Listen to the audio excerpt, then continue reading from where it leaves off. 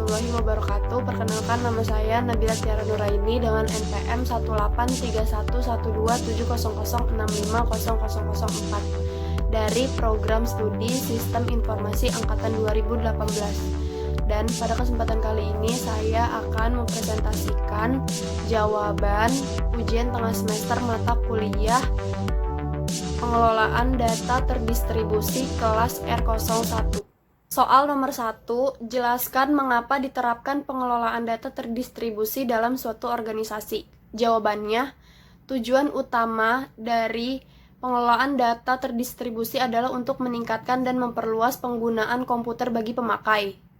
Pemakai atau end user diartikan sebagai orang yang pekerjaannya dibantu dengan komputer, misalnya akuntan, kepala toko, bank teller, ahli sains, manajer, para profesional, atau staf kantor pusat.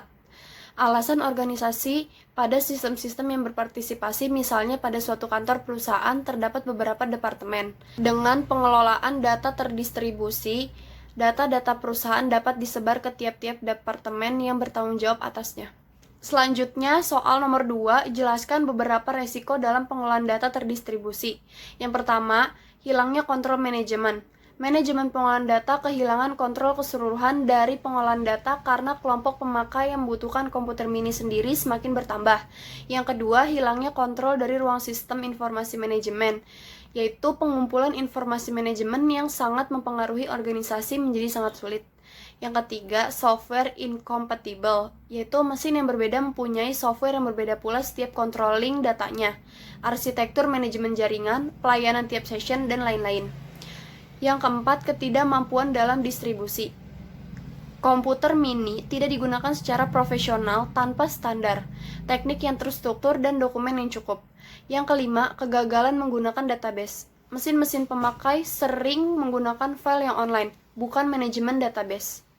Selanjutnya, yang keenam, biaya perawatan berlebihan. Biaya yang tidak diharapkan membuat restrukturisasi sistem dan meningkatkan harga lebih dari 80% dari biaya pengembangan instalasi. Selanjutnya, yang ketujuh, produktivitas rendah. Rendahnya produktivitas dalam pengembangan aplikasi dapat disebabkan oleh pemrograman dalam bahasa yang tingkat rendah. Selanjutnya, soal nomor 3. Apakah tujuan utama perancangan database? Yang pertama, untuk memenuhi kebutuhan akan informasi dari pengguna dan aplikasi yang digunakan. Yang kedua, menyediakan struktur informasi yang natural dan mudah dimengerti oleh pengguna, sehingga akan lebih tertata rapi dalam suatu pembuatan basis data. Dan yang ketiga, mendukung kebutuhan pemrosesan dan beberapa objek kinerja dari suatu sistem database dan beberapa objek penampilan, seperti response time, processing time, dan storage space.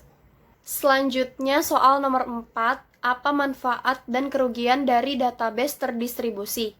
Manfaat dari database terdistribusi yang pertama, manajemen data yang transparan. Yang kedua, mengacu pada struktur organisasi. Yang ketiga, meningkat menjadi saham dan otonomi lokal. Yang keempat, meningkatkan ketersediaan data. Yang kelima, meningkatkan kehandalan. Yang keenam, bekerja untuk meningkatkan kinerja. Dan yang ketujuh, memfasilitasi pengembangan sistem. Dan selanjutnya, kerugian dari database terdistribusi. Yang pertama, kekurangan menggunakan sistem basis data terdistribusi. Yang kedua, kompleksitas manajemen. Yang ketiga, kontrol integritas lebih sulit.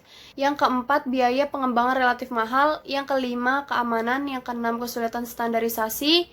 Yang ketujuh, menambahkan kebutuhan penyimpanan. Dan yang ke-8, lebih sulit untuk mengatur lingkungan data. Selanjutnya, soal yang terakhir atau yang kelima, apa pemahaman dari replikasi data dan kapan biasanya replikasi data ini dilakukan? Jawabannya, replikasi database merupakan seperangkat teknologi yang digunakan untuk menyalin dan mendistribusikan data dari suatu database ke database yang lain. Dan selanjutnya, mensinkronisasikan antar database untuk menjaga konsistensi. Dengan replikasi, data dapat didistribusikan ke lokasi yang berbeda dan pengguna yang lebih jauh melalui LAN, WAN, dial-up connection, wireless connection, dan internet. Sekian video yang dapat saya sampaikan. Mohon maaf apabila ada kesalahan dan kekurangan. Wassalamualaikum warahmatullahi wabarakatuh.